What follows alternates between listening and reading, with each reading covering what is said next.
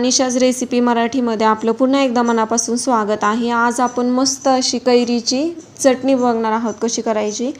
खूप सोपी रेसिपी आहे, अगदी 2 मिनिटात चटपट अशी कैरीची चटणी तयार होते।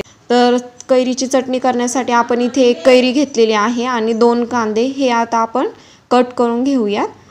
एक अशी कडक मस्त कैरी घेतलेली आहे, मीडियम आंबट गोड अशी। आता ती आपण कट करून घेतलेला आहे आणि 2 कांदे स्लाइस करून घेतले। 3 बेडगी मिरची, 5 ते 6 लसणाच्या पाकळ्या आणि चवीनुसार मीठ हे आपण मिक्सर मधून थोडंसं मोठं असं मिक्सर मधून काढलेलं आहे। खूप अशी पेस्ट करायची नाहीये। आता याला आपण फोडणी देऊया। त्यासाठी मी इथे तेल गरम करून यात 1 चमचा मोहरी आणि कढीपत्ता टाकलेला आहे। त्याची फोडणी आपण चटणीमध्ये टाकायची आणि ते व्यवस्थित असं मिक्स करायचं। खूप मस्त होते ही चटणी। 8 दिवस तुम्ही ही फ्रीज मध्ये स्टोर करू शकतात आणि ही तुम्ही वरण भाताबरोबर, चपाती, भाजी, भाकरी सोबत अत्यंत सुंदर अशी लागते।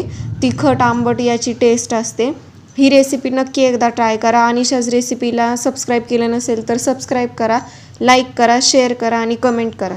थँक्यू।